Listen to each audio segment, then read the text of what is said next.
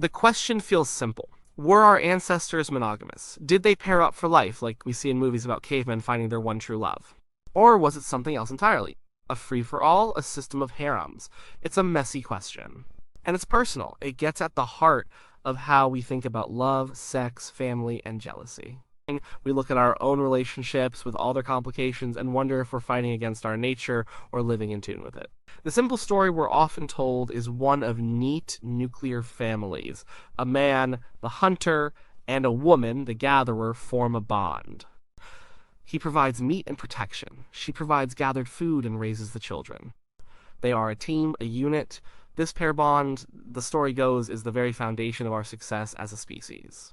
It ensured that our incredibly needy, big-brained babies survived. And there's some truth to that story. But it's not the whole story. It's a cleaned-up, simplified version of a much more complicated and interesting past. To figure out what was really going on, we have to become detectives. We can't go back in time and watch. So we have to look for clues. The clues are hidden in our own bodies, in the behavior of our closest animal relatives, in the bones of our long-dead ancestors, and in the way modern hunter-gatherer societies live. Each piece of evidence tells us a part of the story, and when you put them all together, you don't get a simple yes or no. You get something far more human. You get a picture of a species pulled in different directions at once. Let's start with our bodies. Our biology is a direct product of our evolutionary past. Our physical forms were shaped by the mating strategies that worked. One of the biggest clues is something called sexual dimorphism. It's just a fancy term for the size difference between males and females of a species. Think about a gorilla.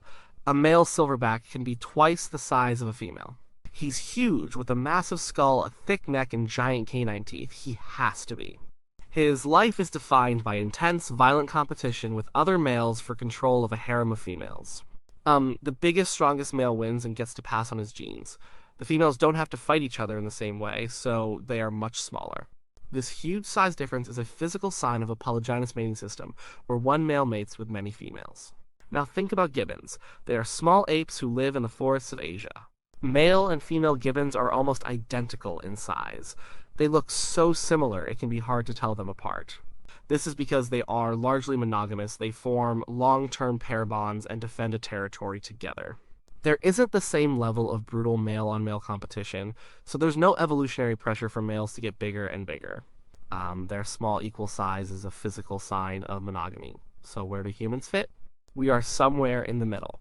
On average, human males are about 15% larger and heavier than females. We are not like gorillas, but we are not like gibbons either. This moderate size difference suggests that our past was not one of extreme, winner-take-all competition like gorillas. But it also suggests it wasn't one of peaceful, lifelong monogamy like gibbons. It points to a history of mild male competition. It suggests a system that was perhaps fundamentally monogamous, but with a significant dose of polygyny mixed in. And some men likely had more than one partner, and this was common enough to leave a mark on our bodies. Another clue is hidden in a more private part of the male body, the testes. Their testicle size relative to body size tells a fascinating story about what females are up to. It's a clue about something called sperm competition. If females of a species regularly mate with multiple males within a short period, the male's sperm are in direct competition with each other to fertilize the egg. In this scenario, natural selection favors males who can produce more sperm. The easiest way to do that is to have bigger factories, bigger testes. Our closest relatives, chimpanzees, are a perfect example. Chimps live in multi-male, multi-female groups where everyone mates with pretty much everyone. A female chimp who is ovulating might mate with a dozen different males in a single day. As a result, male chimps have enormous testicles for their body size. They need them for the intense sperm warfare happening inside the female reproductive tract. Now look at gorillas again. The big silverback has exclusive access to his harem. He doesn't face any sperm competition because no other males are mating with his females. And what do you find? He has tiny testicles for his massive body size. He doesn't need a lot of sperm, he just needs to be big enough to keep other males away. So, again, where do humans fall? Right in the middle. Human testes are larger than a gorilla's, but much, much smaller than the chimpanzees. This is a powerful clue. It tells us that through our evolutionary history, it's unlikely that females were strictly, faithfully monogamous. If they were, our testes would probably be smaller, more like a gorilla's. But it also tells us we weren't living in a chimp like free-for-all. There was some sperm competition, but not a huge amount. It suggests that while a female may have had a primary partner, there was a real, recurring possibility of her mating with another male. This could have happened through affairs or perhaps between relationships. Whatever the specific scenario, it happened often enough to shape our anatomy. There's another biological puzzle: concealed ovulation. In most mammals, when a female is fertile, it's obvious.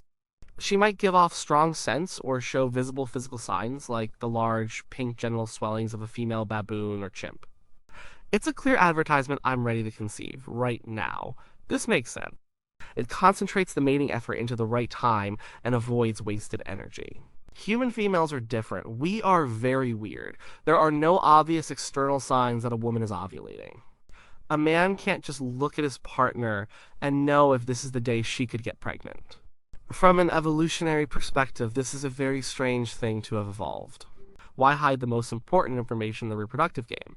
There are two main ideas about why this happened, and they point in opposite directions. One idea is that concealed ovulation helped promote the pair bond. If a male doesn't know when his partner is fertile, he can't just mate with her for a few days and then leave. To ensure he is the father of her offspring, he has to stick around and have sex with her regularly throughout her cycle. This constant attention and intimacy would strengthen their bond and keep him invested in her and their future children. In this view, concealed ovulation is a glue for monogamy, but there's another, more subversive idea. What if concealed ovulation evolved to give females more control and choice? By hiding her fertile period, a female could confuse the issue of paternity. She could maintain a primary, provide her partner the dad, while also potentially mating with a male who had better genes, the cad. If no one knows for sure who the father is, it might even make other males in the group more tolerant or helpful towards the child. This hypothesis suggests that concealed ovulation isn't a tool for monogamy, but a tool for female strategy, allowing for a bit of non-monogamy on the side. The truth is probably a mix of both. It likely helped encourage males to stick around, but it also undeniably gave females more power in their mating decisions. The very existence of this biological mystery shows that our ancestors' sex lives were not simple. They were a complex dance of cooperation, competition, and strategy from both sides. Our very biology whispers a story of commitment tangled with opportunism, so the clues from our bodies point to a mixed strategy. We're not built for pure monogamy, and we're not built for pure polygyny or promiscuity either. We are built for a muddle in the middle. But what about our relatives? Looking at our primate family tree can give us a sense of the raw material we started with. Our closest living relatives are chimpanzees and bonobos. We share a common ancestor with them about 6 or 7 million years ago. Their social lives are very different from ours and from each other's. Chimpanzee society is a world of strong male hierarchies, political maneuvering, and conflict. They live in those multi-male, multi-female groups, and sex is highly promiscuous, often used to build alliances or diffuse tension. Bonobos are famous for being the make-love, not war apes. They also live in mixed groups, and they use sex constantly in every combination to manage their social lives. For both chimps and bonobos, there is no hint of long-term exclusive pair bonding. That's our starting point. The primate lineage we come from is not a monogamous one. Further back, we have gorillas with their harem system, and then orangutans who are mostly solitary. Males roam large territories that overlap with the territories of several females, and they mate with them when they can. The only apes that practice anything close to what we'd call monogamy are the distant gibbons. So what does this tell us? It tells us that the social structure we have today, based around the pair bond, is not something we inherited. It's a new invention. Sometime in the last 6 million years, our lineage broke away from the promiscuous model of our chimp-like ancestors and created something novel. We didn't get monogamy from our ape heritage. If it is part of our nature, it's something we evolved along the way. To find out when and why that might have happened, we have to turn to the fossil record. The bones don't tell you about love or family structures directly, but they hold clues. Remember sexual dimorphism, the size difference between males and females. We can measure that in fossils. Our very early ancestors, the Australopithecines, like the famous fossil Lucy lived over 3 million years ago, show a high degree of sexual dimorphism. The males were much larger than the females.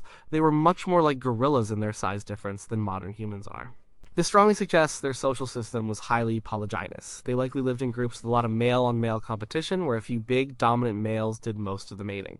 There's no reason to believe Lucy and her kind were monogamous, but as we move forward in time, something changes. With the emergence of our own genus, Homo, starting around 2 million years ago, The fossils show a gradual reduction in this size difference. Males and females started to become more equal in size. They began to look more like us. This physical change is a ghost of a social change. The intensity of male-male competition was likely decreasing. And something else was happening that would change everything. Brains were getting bigger. A big brain is a wonderful thing. It allows you to make tools, solve problems, and create complex social bonds. But it comes at a huge cost. Brain tissue is incredibly expensive to grow and run.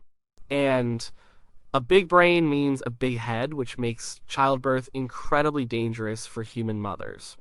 To get around this problem, human babies are born prematurely, in a neurological sense. A newborn horse can walk within an hour.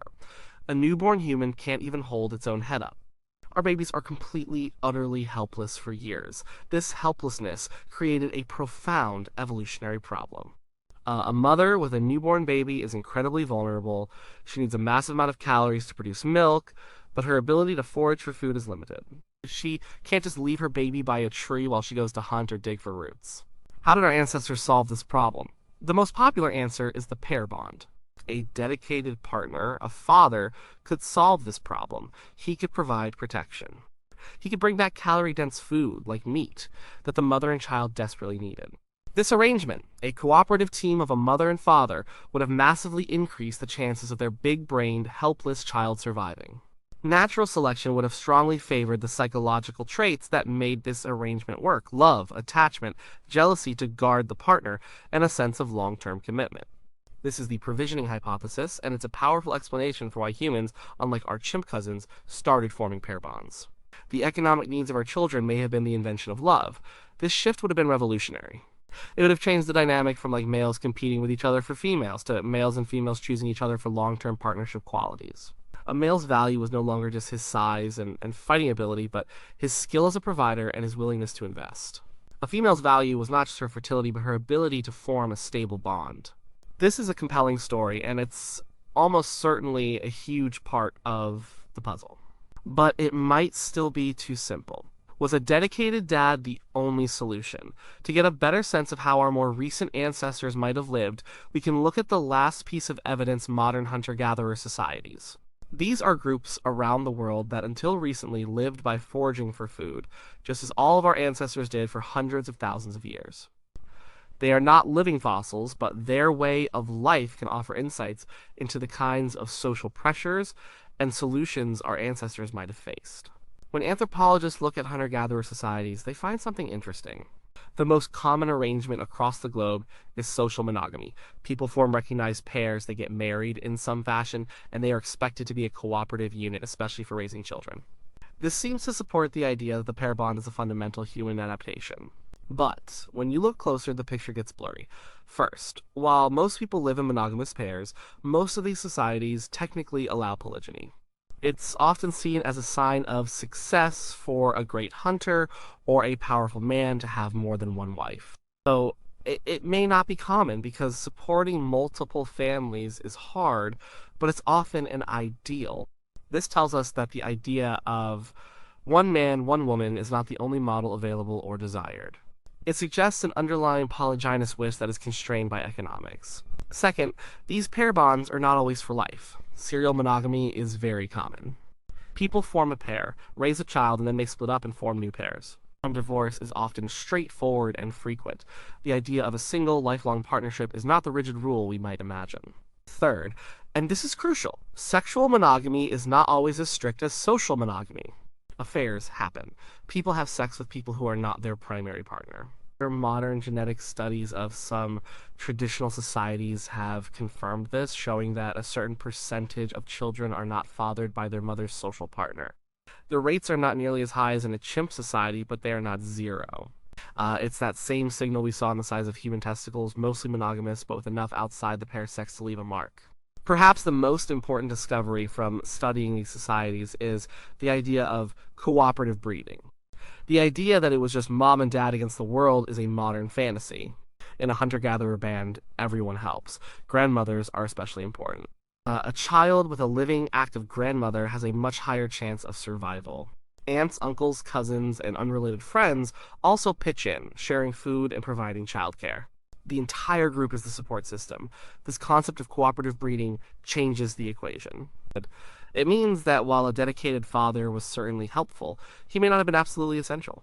A mother could also rely on her mother, her sisters, or other members of the band to help her and her child survive.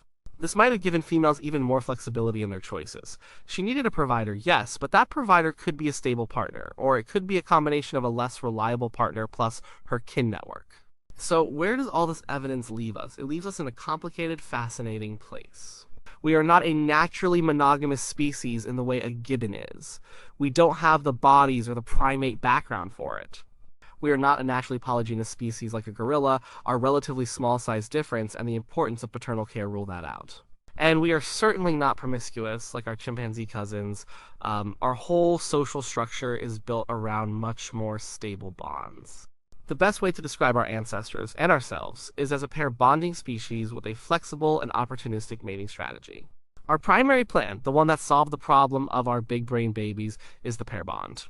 We're wired for it. We fall in love, we feel deep attachment, we form powerful bonds that can last a lifetime. This is the central pillar of human society, but we have other tendencies layered on top of that. We have a legacy of mild polygamy. For males, there is a biological and psychological leaning towards seeking multiple sexual partners. This is evident in our body size, our desires, and the cultural prevalence of polygyny. And for both sexes, there is a legacy of opportunism. The clues from concealed ovulation, sperm competition, and the reality of hunter-gatherer life all point to the fact that sex outside the pair bond has always been a part of the human story. We are a bundle of contradictions, we are built for love and commitment, and we are built for novelty and desire. We are pulled towards the stability of the pair bond, and we are tempted by the opportunities outside of it. We create societies that celebrate lifelong monogamy, and then we grapple with infidelity. We feel the intense, possessive emotion of jealousy, which is a powerful evolutionary adaptation to protect our precious pair bonds from these exact temptations. So, were our ancestors naturally monogamous? The answer has to be a qualified no. They were not naturally and strictly monogamous. Their nature was more complex than that. Their primary survival strategy was social monogamy, the cooperative pair bond. But their reproductive strategy always had other elements mixed in. They were socially monogamous, but at times serially so. They were sexually mostly monogamous, but with a consistent pattern of infidelity. Understanding this doesn't give anyone a free pass to behave badly. Our biology is not our destiny. To say that something is natural is not to say that it is good or right. We are not just our evolutionary urges. We are also creatures of culture, values, and conscious choice. We live in a world our ancestors could not have imagined, with different challenges and different ideals. But knowing this history can make us more honest with ourselves. It can help explain why relationships can be so difficult. We are not failing at something that should be easy. We are engaged in a difficult balancing act that has been part of the human condition for hundreds of thousands of years. The conflict between security and novelty, between commitment and freedom, between love for one and desire for many, is not a modern invention. It is a deep, ancient, and fundamental part of who we are. The story of our ancestors' relationships wasn't a simple romance. It was a messy, complicated, and ultimately successful survival story. And it's a story that is still playing out in our own lives today.